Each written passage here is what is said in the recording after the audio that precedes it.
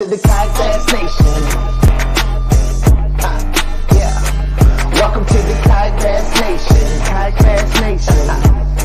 Hey. Welcome to the Kayak Bass Nation. Welcome to the Kayak Bass Nation. Welcome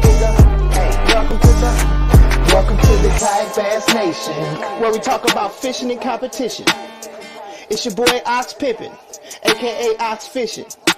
Don't come over here tripping. Hey, hope you enjoy the show.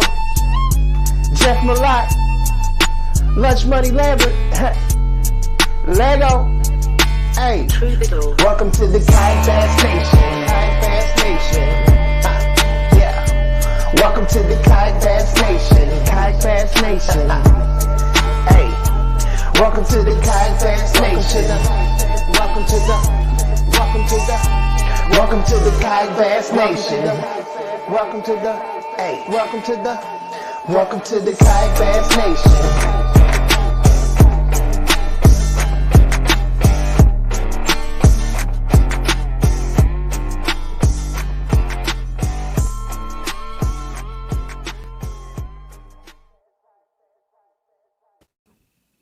Yo, what's up, everybody? Welcome to KBN Live, to the new spiffy virtual KBN Live studio. What's happening, Ryan? How you doing tonight, man? Looking like a pro. Looking like a pro. I'm here. Yeah, I'm here, man. Yeah, we got a few people trickling in. Thank you guys for watching. If you're on Facebook, YouTube, wherever you're at.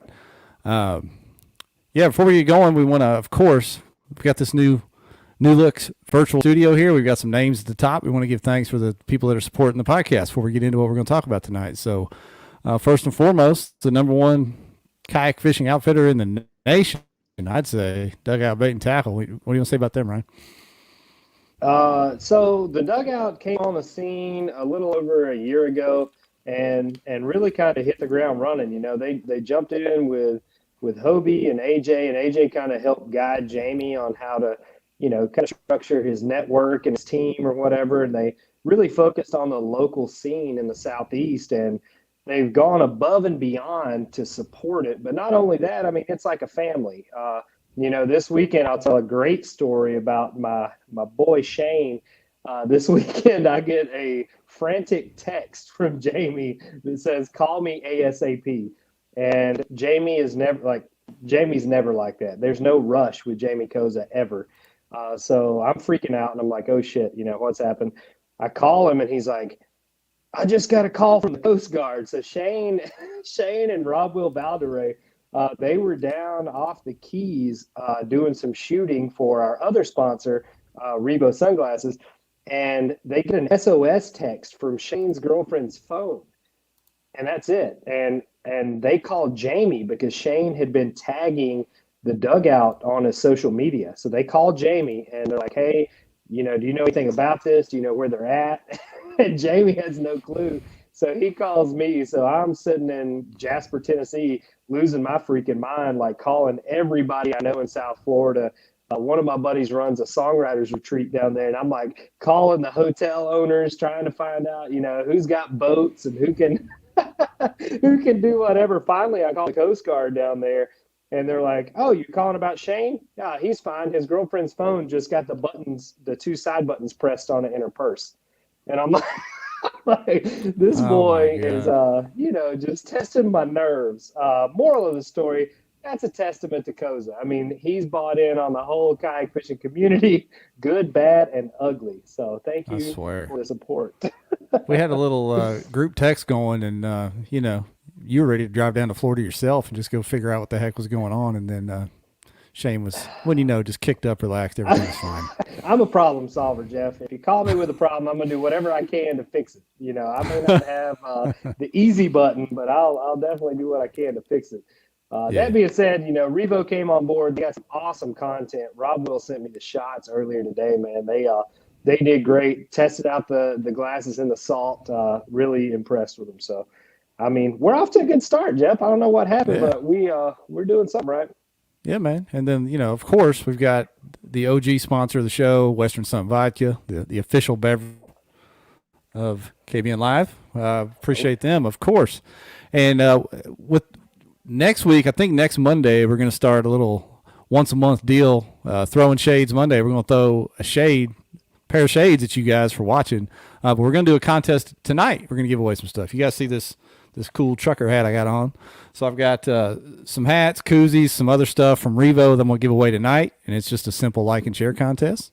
So just like the page, share the live stream, and at the end of the night, we'll pick somebody to give a bunch of logo gear away. And the next week, we'll give away some legit, $200-$300 sunglasses, depending on the pair you pick out. Ryan, you're running those Jaspers, right? They're legit. Yeah, the Jaspers. Man, it's my hometown. That's my hometown name. I was like, dude, I got to go with the Jaspers. They're a glass lens, super lightweight.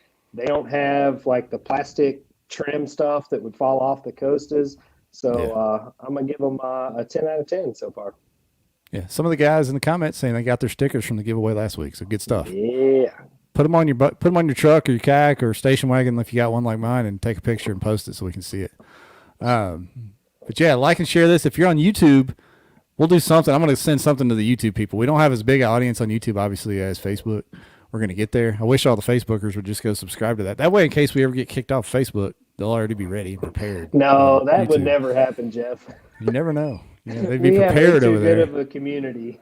Yeah. So help us out tonight and like and share this. If you're on YouTube, make a comment, something funny. Make fun of my glasses or something, and best comment over on YouTube. I'll send you guys something too.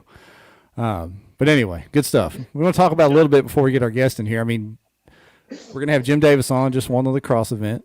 Another Tennessee boy, Ryan. This is a good segue into our precursor news. Justin said he got his as well. He's got to wash his truck. It'll look great next to his KBF member sticker. If you wash it hard enough, Justin, that KBF member sticker will come right off. Yeah, that's right. Maybe. Is it a lifetime member sticker? Well, that's true. If it's a lifetime member sticker, okay. Is it a tattoo by chance? Also another option. Yeah. Oh, we have tattoo. If you send me a pic of a tattoo that you have, I'll definitely send you a pack of something. We got Tim over on YouTube. Appreciate you, Tim. But yeah, like I said, we're gonna have Jim on here in a minute. The only 2-time winner of the Blue Trophy. We're gonna have him on, the Tennessee guy. I want to talk to him a little bit. Of course, you did very good number manipulation on that. You put quite the little political spin on it. You said he owns 20% of all Blue Trophies. That's true. Now I kind of stole that. Our Old Town marketing guy said that first, and I got a laugh out of it. So I stole that from him. From Props Lily? to Ryan Lilly over there. Yeah. Okay.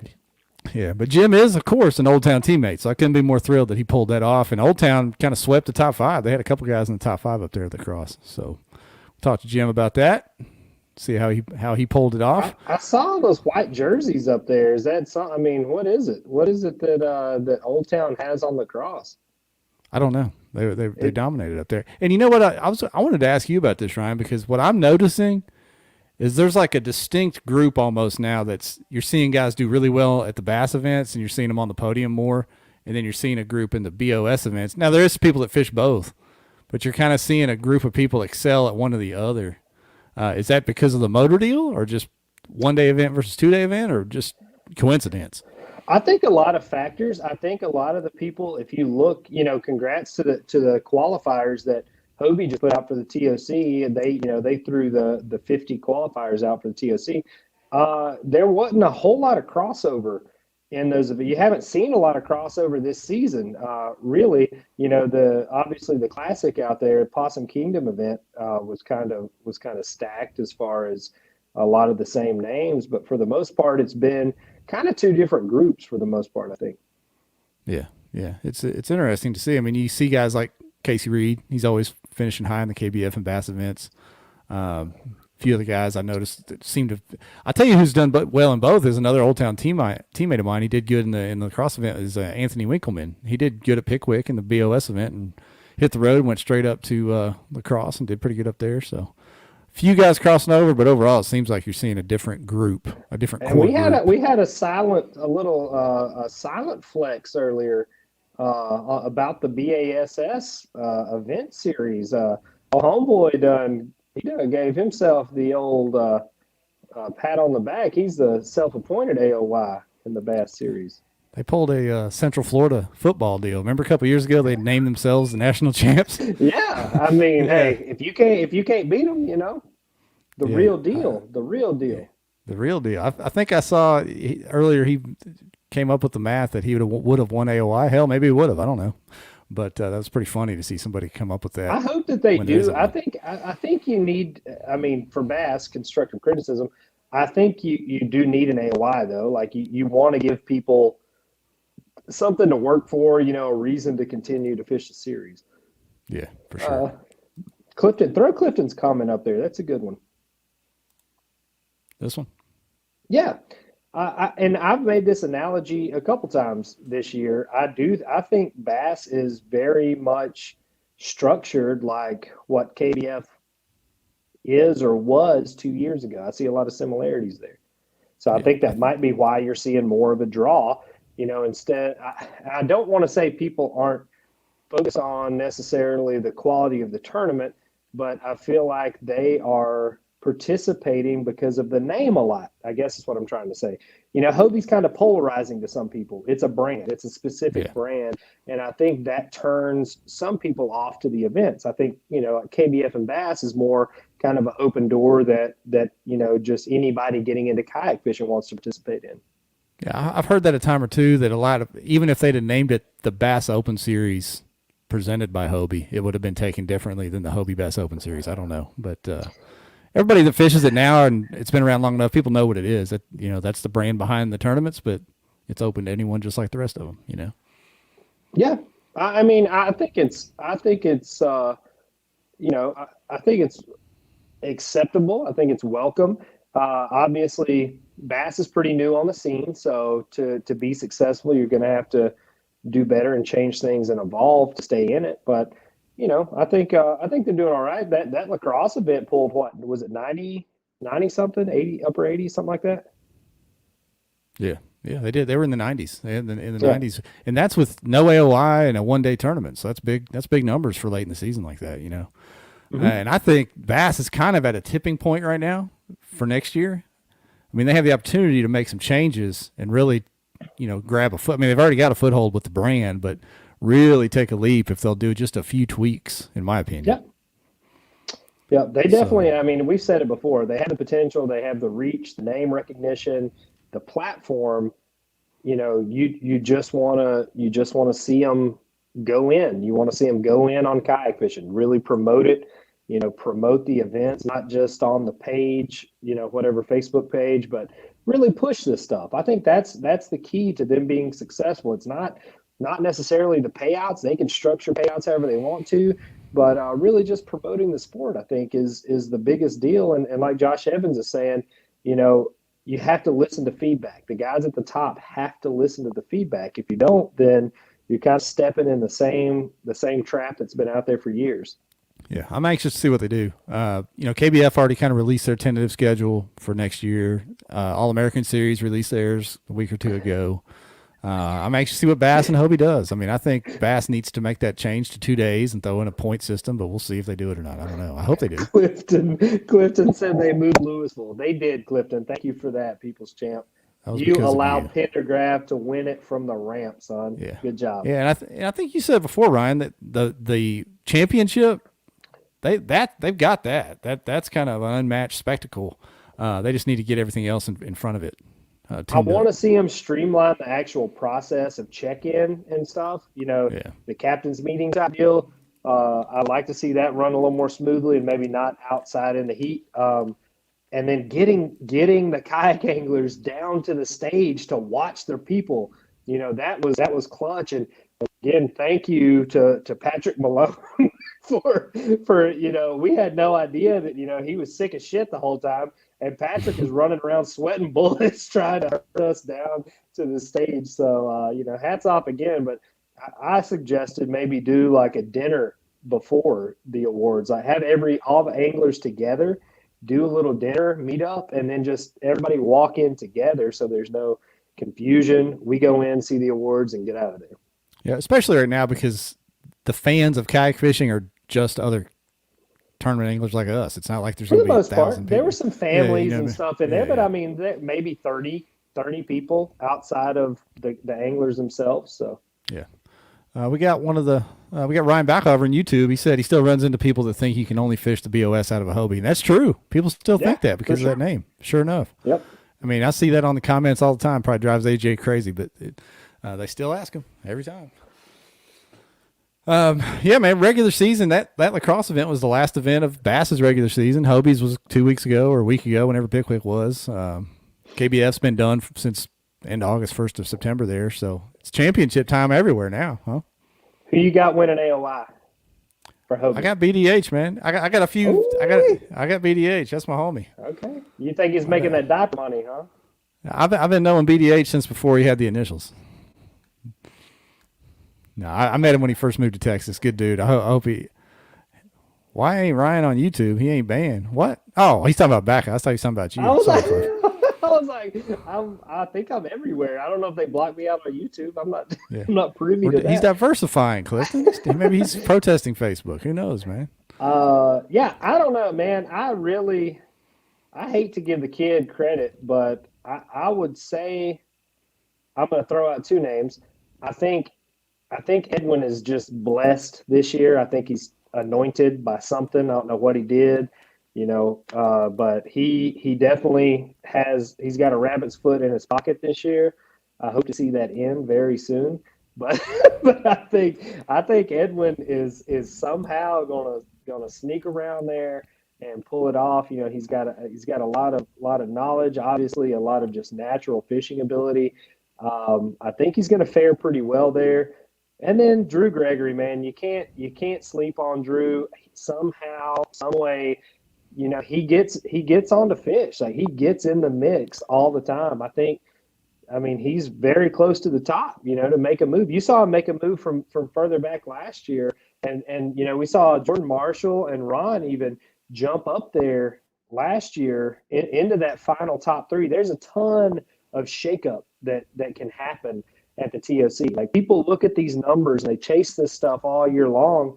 But if you have one of the top, the top guys finish in the bottom, 30% of the field, they could be completely out of the race. Like, this is double points. I mean, there's some big things that can happen at the TOC.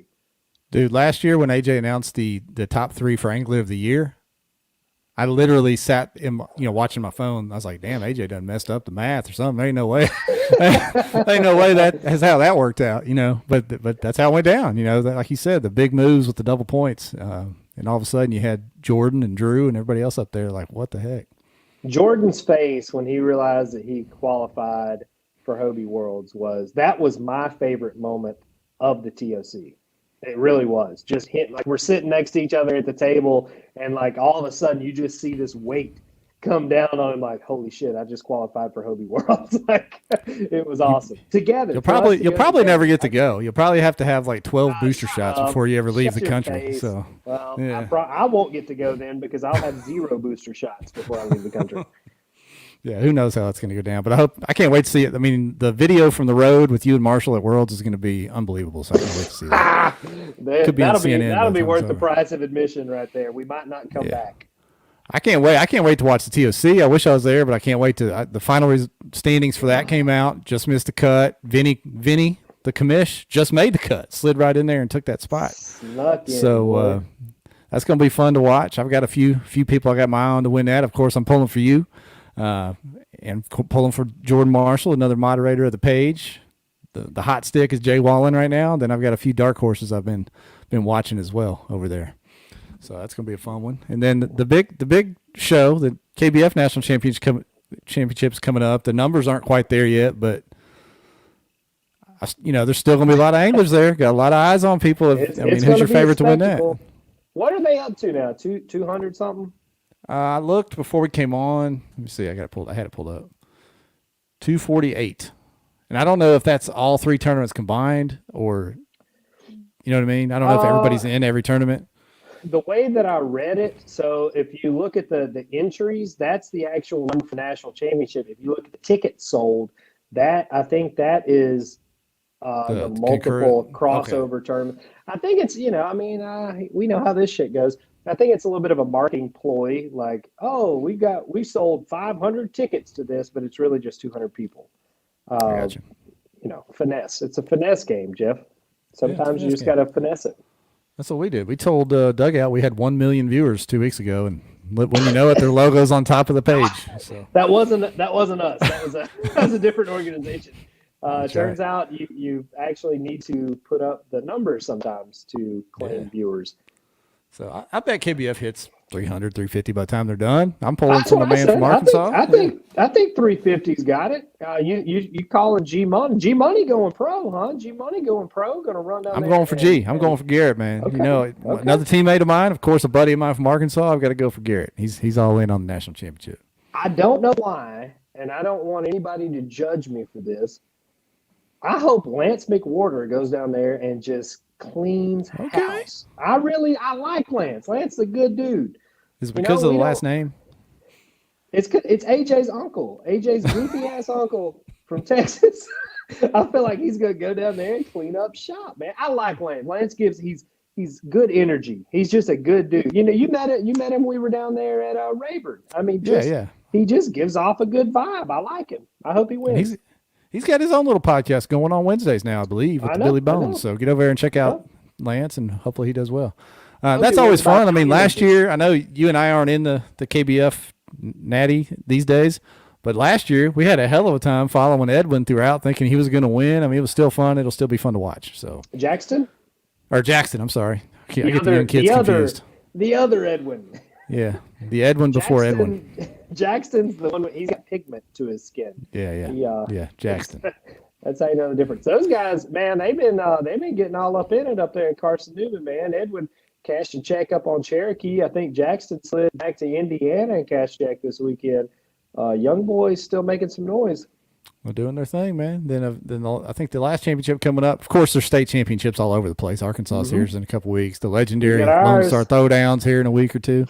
God, I want to go to that so bad, man. Yeah, I know. I do too. I thought I was going to get to go this year. It's not going to work out again. Then the All-American, that's at the end of October. That's coming up pretty soon. So championships everywhere in the fall. It's kind of turned into a fall thing. Are there any championships in the spring anymore? Not that I can think of, unless I'm missing something. Well, I mean, Bass was supposed to be in the spring, right? So it'll be back in the spring next year with the Classic, as long as COVID doesn't really. Yeah, there you go. That's right, Bass. Why did I forget about Bass? That's weird. But yeah, man. I got you, Pam. Yeah, it's championship time, so I get to fish my state championships. I'll get to slide into something, even though I missed my ultimate goal of the TOC. But I'll be pulling for y'all over there. I'm gonna slide up to Watts Bar, where I took the little Hobie win, and see if I can defend my state championship and clap it up one more time for them boys. All right, that's gonna be good. Hey, one more thing, Jim just jumped into the waiting room, so we're gonna get him in here in a second. But there's something that we need to show y'all. Give you one more chance to do this. Remember, we're doing a like and share contest tonight. So I didn't know what you were talking about. Yeah, we're doing a like and share tonight. So like the stream, share the stream. We're giving away a Revo pack of branded stuff. But Ryan got with Threadfin. Can I pronounce Threadfin? Threadfin. Yeah, you can. Yeah. Threadfin apparel, and had him design this nice hoodie, the Nation hoodie. And we've been taking orders all week long. So check that out. Go over to the group page and you can get find your orders this. in. So this is pre-order only. This is not going to exist outside the pre-order. So if you don't get in on it now, it's gone until I decide to make Chase do it one more time. But all of this is pre-order. Jay Whalen is down there spending all his money. Where's he at? St. Lucia? Yeah, he went somewhere to the islands. We're hoping he has $38 to buy a hoodie when he gets back. We're going to see. We got these sweet little koozies. They are also available via my DMs. That wasn't a joke. Just let me know. I have, I think, 24 of them at my house. I'd be happy to ship out to you. Yes, sir. Whatever dollars I posted, $15 or something. I don't know. Yeah, those are cool. So get your shirt order in, and yeah, good times. Need that for the fall. Chase will even make it extra large and put something near the butt if you pay him a little extra. He'll throw a little patch down there. Yeah, he said he will install a prison wallet onto the hoodie for the right amount. Well, hey, Jim's waiting on us. We say we slide him on in here. Let's do it. All right, hang on just a second. We'll get Jim in. Jim, how you doing, guys? Man? How you doing? Pretty good, man. Can you hear us okay? Yeah, I can hear you. All right, fantastic. I've Ryan, got another Tennessee guy. Yep. Oh, we know how to catch them down here, boys. Y'all sleeping on Tennessee. Yeah, congrats, man. Thanks for taking the time to join us tonight. Now, do you say you were driving to Branson when I talked to you? Are you in Branson now, or are you just passing through there? Yeah, I'm spending a couple days here at my mother's place. Okay, so you're just up the road from me then. I should have come up and done the live broadcast Yep. from your mom's house. Yeah, my dining room lighting here. No, that's all right. That's all right. How does it feel, Jim? How does it feel to take home two of the blue trophies? It's a lot of luck. I mean, you got to admit it that there's a lot of guys in there that can catch fish at any time, and you just happen to happen on a couple of nice ones and end up at the top, and it's great. I think luck is a big factor into winning a tournament, but I mean, I think skill goes a long way. Like, you have to put yourself in position to win. You can't control if you're going to get the kicker fish or whatever, but you have to put yourself in the right place around the right fish to make it happen. Yeah, we had Clearly, big you know what numbers you're doing. all week. we had big numbers of fish all week, but just nothing of any size, and we knew they were there. It was just a matter of getting on them, and there was probably 10 other kayaks in the same area and a bunch of boats. So you just had to get into the place where nobody else was going. Is this an area that you fished before? Did you have prior knowledge to it? Is it somewhere you like to frequent when you're in the area? I've fished there before, but usually when I go up to La Crosse area, I fish down around Stoddard. Gotcha. Yeah, I go up there usually 3 times a year, maybe. I was going to say, I remember you're no stranger to La Crosse. Like, you enjoy the area, you enjoy the fishery. This isn't just, you coming in kind of blind to it. Yeah, I normally fish pool 8. This year, did a lot of practicing on pool 9 just because it seemed like the better fish were there, the current was there. But both times I've been up there this year, the weather's been pretty interesting, and it's been changing every day. So I was just up there not long ago for the BOS event, just several weeks ago, and the river had been really, really low. And then over the days we were there, it came up. What were the conditions like up there this time around for you? Did it stabilize, or did it get back low? Yeah, it went back down. It was pretty stable the whole time. I don't think the pools fluctuated more than 6 or 8 inches the whole week. Okay. Yeah. I was up there at the BOS too, and that was a wild week of weather too. Okay, so you were there. It came up. What did it come up? 1.5 feet, 2 feet by the time Sunday rolled around? 1.5 feet almost overnight. Yeah, Friday to Saturday. Yeah.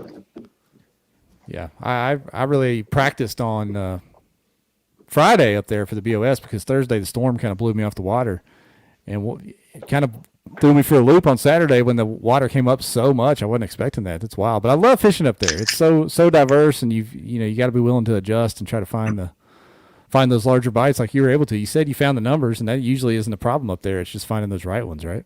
Yeah, I mean, normally if you can find 60, 70 fish in one day, the odds are you're going to be able to pick a few big ones out of there. Oh my goodness, that's pretty pretty tight there. Were you all? I mean, obviously, I would assume you were on a largemouth bite with the numbers like that on the fish.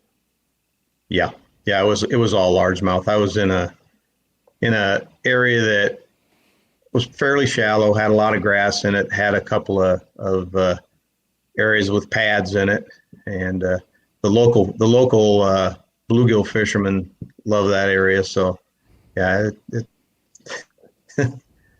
You don't have to give us your secret bait if you don't want to, but were you frog fishing like Jay Wallen? He said that's the only rod he even took out with him was a frog rod. I never got a blow up on a frog all week. Not one. Really? Nope. Yep. Well, folks, that is lesson number 42, why you can't trust Jay Wallen. Yep. Well, I threw my favorite lure. I threw a Texas rig weightless Senko. Caught most of my fish on Are you that kidding? or spinnerbait.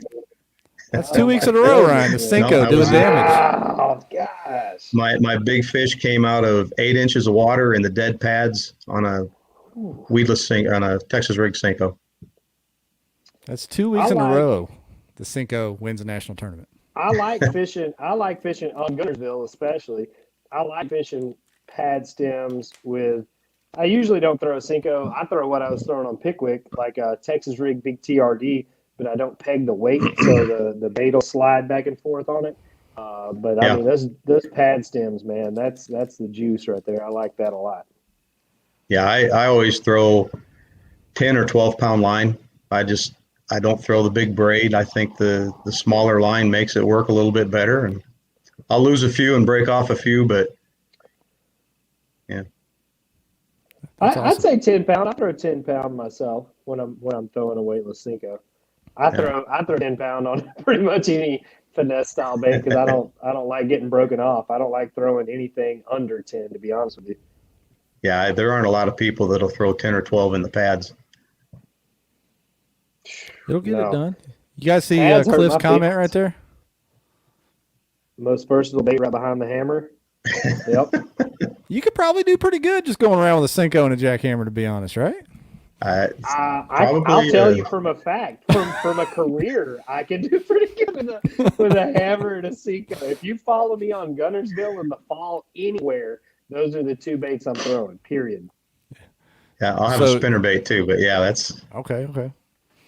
Jim, you said Cinco. You talking legit Yamamoto Cinco or just a stick bait of some sort? no Yamamoto Senko. Okay. Yep. Dig it. Just Texas rigged. Sponsor this man right now, Gary. Gary, I'm- if you're I'm- watching, sponsor him. Get this man a I- black and I red support Cinco. him. I support him pretty good. If you're throwing actual Yamamoto Cincos, you have to support him good because you can sneeze on them and they tear.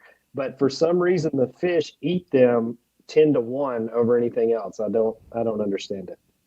Yeah, I don't know if it's because of the way they sink or just the colors he uses or whether you're right. They're very soft. You can tear one off just pulling it through the weeds. Yep. For sure. Are you fishing a state championship, Jim? The state championship? Yes, sir. No. No, I've actually been out pretty much all year with a shoulder injury. I had surgery this spring, and I've tried to fish a couple times and had to pull out because I just couldn't make it past an hour or two during the day. But this is the first tournament that I've actually felt competitive and able to paddle and that kind of stuff. So. I love this story. I haven't felt like fishing a full day, so I went out and caught 60 fish and won the BASS Master. On a Cinco, flipping pads I'm all not day. buying this, Jim. I don't know. Something's not adding up here, bud. Well, I was in Texas at Possum Kingdom in a shoulder harness and all my gear right after surgery, and yeah, I've been like that since then. You had a I pic think with that's the. my excuse. Didn't you have a picture with the Possum King and your shoulder sling down there? Yep. Sure enough. They should have had you mixing. They should have had you mixing drinks over there at the Western Sun table. Yeah, they may not have liked it. But, Bartender. so yeah, this is the first one that I actually felt good and felt that I could really compete at. I did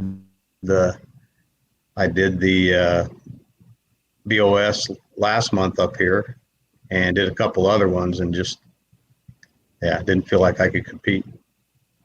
Yeah.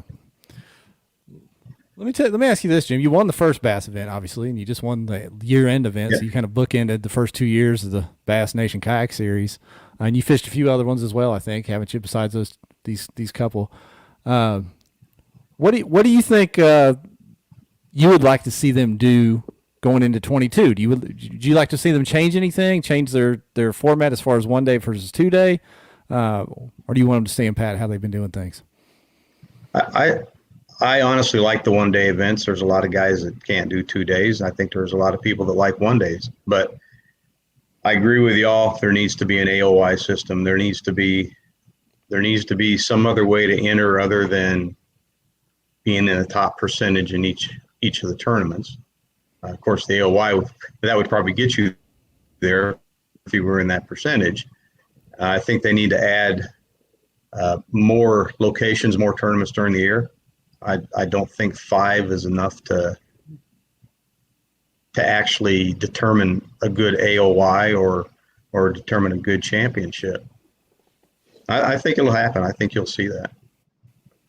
I like that. So this is a question that came up. up in our group chat. Do you think AOY structure wise, how many events do you feel like a person should fish to achieve AOY status? Do you think it should be every event? Do you think it should be, let's say, like, I don't know, 7 out of 10, or, you know, Hobie does it, the top 3 events go into AOY.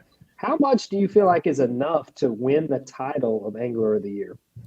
I think it needs to be more than the 3. And I'll just as an example, you probably have 3 lakes that you die to go fish every year on their tournament schedule.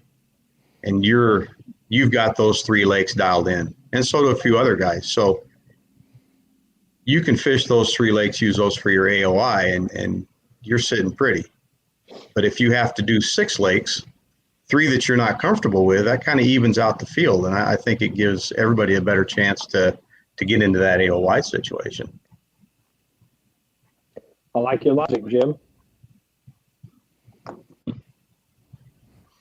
What are your thoughts, Jeff? You know, even Let me if interview you for a minute, Jeff. What are your thoughts on it? Well, let me get on my couch and lay this on you, Ryan. I think it should be more points heavy on people that qualify for championships rather than spots at the actual tournaments. In other words, I know Bass does 20% of the field gets a spot in the championship. I think it should be far fewer spots into the championship and more heavy on an AOY system as far as championship berths. Yeah, well, Bass is 10%. Or 10%, whatever it is. It's 10%. Even 10% of the field. Even the BOS, I mean, I understand why they do the top 3 making it in, but I'd be okay if they just gave a spot to the winner and weighted it towards the points more than the event top 3, because a lot of guys will finish top 3 and then they won't fish another event the rest of the year and they don't come back. You know what I mean? Yeah, I can see those sides. I feel like the top 3 system is weighted and in place like that to draw the pool of local anglers. So the top 3, in my opinion, is to draw those guys from the local, let's say, tri-state area, wherever the tournament is. I think that top 3 is to kind of pull that group in instead of just the people chasing the trail, because as we know, a lot of people don't have the luxury to travel 5 or 6 states away just to continue to chase this trail all year. Yeah, that's true. And adding to that, you could take the top 3 people in the tournament, and then say out of the 6 tournaments, you still have to fish 3 of those in order to qualify for the championship. You can't just fish one and done like a lot of people fish their home lake and they're done, you know. Yeah. You could do something like that too. I get what Ryan's saying about that's to draw that guy that might be one and done. But at the same time, once he qualified, if he had to fish 2 more, that may be a carrot where, you know, if you win one though, like if you finish in the top 5, and that was I didn't want to compete for AOY period this year, period. I didn't I'm glad I did. I didn't want to win Watts Bar. I didn't want to fish Watts Bar. I hate that place.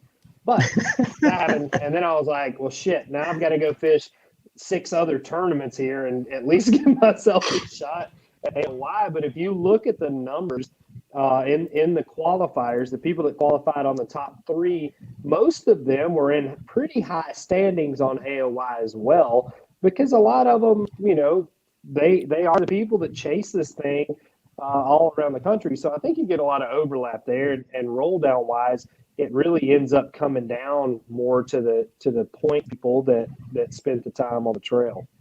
Yeah, well, it gets expensive to chase AOY. I mean, that's a lot of lakes you're going to, and you know, It gets expensive just to chase the last spot in the TOC and not make it. It gets expensive just to go to bars for 3 or 4 days in a row. Like there's a lot of hidden expense in this. People look at the entry fee. That's the least of your worries. Like there's a lot more money you're about to blow on this stuff. Yeah, a lot of people in the comments are talking about how these trails eat vacation time. Yeah. Hard to fish 6 events. I know this. I know Ryan and I, we've talked privately, and we have a group text going. We talk about this stuff. It would be so cool if we had an elite series where, you had 50, 75, 100 people that paid their entry fees ahead of time, committed to a full schedule, so on and so on. But we're just not there. I don't think there's anybody that can fish that many tournaments and commit to it ahead of time. Commit to the entry fees, commit to the time off, commit to 6 tournaments, 8 tournaments, whatever it would be. Do y'all think? You're going to need to see sponsor involvement for that. There are some people that either have jobs or are financially, supported in other means that can do that. But for a lot of these guys, I think you're going to need to see sponsors really step up and kind of drive the acceptance of that. If you got a sponsor that says, hey, one says I'll pay your entry fees, the other guy says I'll pay your travel costs, then it's much more feasible to do this. But from a working person standpoint, a lot of people work 9 to 5s or at least a 3-day week, 12-hour shift job. It's a lot for them to not only get the time off to be able to get there, pre-fish, and get back home for work, but also spend, let's say, $1,200 a pop, per tournament. I mean, you're eating away $8,000, $10,000 a year just chasing these trails. I think if these sponsors want to be involved and they want the exposure from this stuff, it's kind of on them to step up and help out with that. Yeah. And then it comes down to just time off. Who can afford to take it off? And this is something Ryan and I have batted around a bunch of times. And Jim, you can give your comment on this. I think putting in a official practice time and official off limits time would make people more apt to take off a Thursday and Friday to come fish if they didn't think there were other people sitting there for a week or two. Even though I don't think that necessarily makes all the difference, because there's so many stories of these guys that are winning that just show up on Friday and win. But Jeff. But consistently finishing in the top 5. Right. If you look at those people, they're there for a week or two. Like, that's true. And it made. I'm not sure it makes a difference. I'm not sure it makes a difference. I don't know.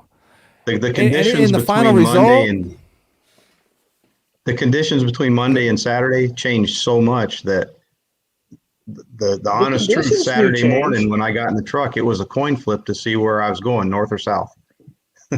But you had 5 or 6 spots. If you can eliminate water, if you put me on a lake for 5 days and I can eliminate 4 days worth of water and find 2 productive spots on that whole lake, I'm much more apt to cash a check than anything else. Like it's eliminating water. There's no, and the reason I know that that's true is you see it in the pros. You see it in these big money bass boat events. They limit them to 2 or 3 practice days because time on the water is key. If you leave a local dude on his lake to pre-fish for a month, he's going to have those fish's phone number. He'll call one at 9, 9:45. Just on the stringer. Yeah, and I don't even mean from a competition standpoint.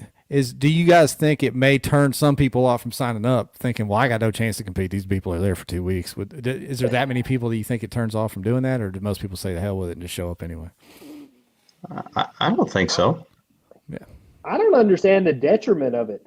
If you put in, let's say you put in a 30-day information rule similar to what the TOC has in place this year, and you put in even a week or a 4-day pre-fishing period, who's it going to turn off? The people that are traveling the country with nothing else to do to pre-fish for 2 weeks? Is it going to turn them off? They're already doing this, as a trail, as a job, so to speak. Is it going to turn them off? No, because that's where the money's at. The opposite. The fact that there isn't a rule, do you think that turns off any casual anglers from jumping in there because they're like, sure. I don't want to go fish that? I definitely think it does on that note. Yeah, sure. like, I don't want to go throw my money at that because I know there's been people there for X amount of days. Even though it may or may not make a difference, it may turn that casual fan or casual angler off from throwing their money in. I don't know. I don't think it makes a difference. I'll go to Chick and fish against Ryan and Jordan and any of those guys, even though I know they're gonna clean my clock. But hey, it's fishing. That's what I want to do. You can have Chick. I'll let you have that one. You give me Gunnersville. Yeah, you give me Gunnersville. You take Chickamauga. We'll make a deal. I'm gonna throw this up. Yeah, from I'll stay out YouTube. of your area on Gunnersville. Yeah, from the YouTube Live Moyak Fishing Series on YouTube. An AOI bonus check of more than $5K to the Angler of the Year helps justify the chase. What does Hobie do for that? Do they just give a boat away, or do they give it cash money away? I don't know. Last year it was just a boat. I'm pretty sure. I mean, just a boat. It was a custom color $5,500 360. Like, I can't say just a boat, but I mean just a boat. Yeah, anything to justify that chase. Great point. I mean, that's going to help if you know that you can cash a little extra check for putting that extra time in rather than just the pride. Although, I mean, half of us do this for the competition anyway, not just trying to win money. But I mean, a lot of it's bragging rights. Like in our house, for instance, I didn't really care about, what happened in the tournament, so to speak. I mean, I love being there and fishing. I just want to beat all y'all because I don't want to hear any lip from from anybody I'm sharing a house with. I feel that. At the end of the day, a lot of it is just old school bragging rights and social media posts. That's what we're all about. Yeah. I mean, of course, cashing some checks helps ease the travel burden, but the competition is the thing. If you're not in it for the competition and you're just there for the money, you're not going to do good anyway, I would say. If you're kayak fishing for the money, you're in the wrong business. Yeah, you know what I mean. If you're just jumping in stuff close to home to try to win money, you're not going to win money anyway. If you're trying to win because you like to compete, then you got a shot. It's not many people that even win the tournaments in their own backyard. I mean, we see that around the entire country. It's usually somebody that comes in with fresh eyes, breaks down the water per the moment, and that's who's successful, not the guy that lives there. Yeah. That's true. Happens all the time.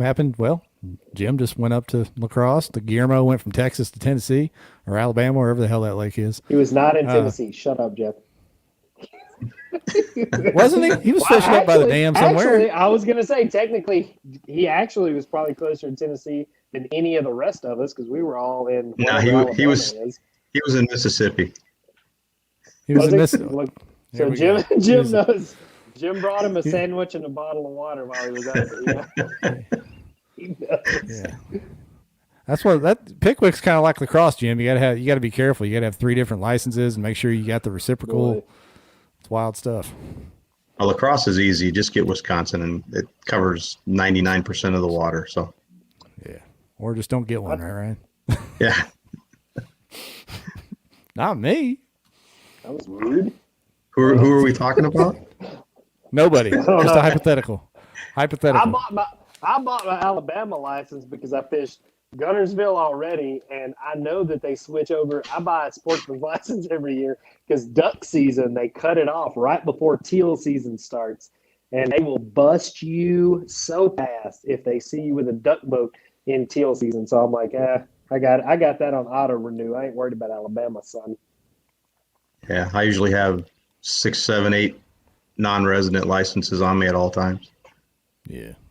I usually just have Tennessee and Alabama, but that's another story. Home water guy again, right?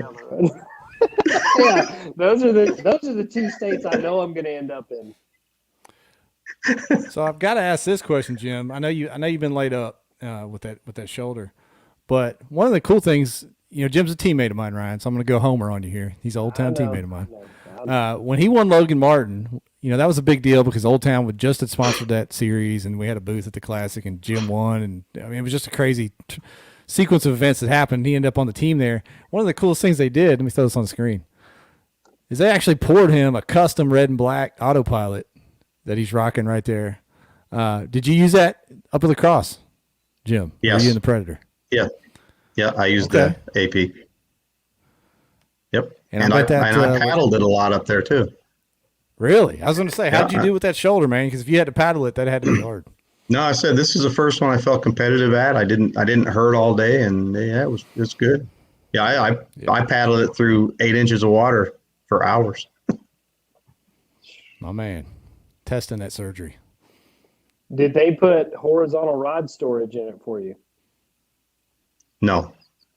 I'm sorry, You Jeff. just lay them down. Why Right? do you lay your rods down? They should be in your hands. That's right. It's I don't freaking hang up when I go to sling one. I throw bombs. I hit dingers, Jim. I hit dingers. Don't worry about me. Yeah. And Jim, you can comment on this. I always like to give a shout out to the Old Town team because those guys do a hell of a job taking care of the team and did with you with this boat and with us overall. I think that was Ben. Was that Ben in your picture with you there that I put up? Road Dog, Ben Rayfield? Okay. Yep. Another Tennessee guy. Yeah, that's my traveling partner. Traveling together. I Is he there actually in like a lot of Old Town guys. I really do. I like a lot of the team. I like the boats. You know what we should do, Jeff? We should get Old Town into the dugout bait and tackle. That would be clutch right there. That'd really round all this. Do you know Then that you might see me in autopilot. I don't know. Who knows? I have little to no influence on the sales side of things, but I've actually tried to reach out and tell them that that's what they need to do. So who knows? Maybe that marriage will happen someday soon. I had a couple of Hobie guys in that autopilot this weekend, and I think you'll be surprised at who's not going to be in a Hobie. Oh, wow. Maybe Oh, okay. Yeah. Okay. Jim put it out cool there stuff, too. man. All right. Good stuff. No, man, it was awesome to see you win that second trophy up there, Jim. Cliff Allen, look at this. Jeff, get me on the team. You need to talk to Deuce, Double Deuce down there. That's the man to talk to in Texas. Get over to Mariner. Talk to Deuce and Katie. They'll get you the contacts that you need. Grow your brand, Clifton. Grow your brand. Yeah. I want to see a Clifton Allen edition Old. It'd be like multicolor or something. I don't know. What would you? It would probably be 16 feet long, just so that boy can get his pedal stroke in. With a 4-foot high seat riser on the side of it there. That'd be all right. Yes. Look like a unicycle or something sticking up out of it. Mm-hmm. Yeah, my man Clifton. Well, let me get over to the share thing. We were doing a like and share contest tonight. We had quite a few people share this, so we want to give away this little gear pack before we get out of here tonight. I know Jim's got to be beat. Sitting in Mom's dining room, driving from La Crosse. Deuce said y'all trying to get me fired. Oh, no. All I said was talk to you, Deuce. Chill, man. We love you, Deuce. Yeah. All right. Let me get this thing going here before I lose track. What do you have? Do you have a roulette wheel? What do you got there, player? I do. Elvis I'm Lee. sorry.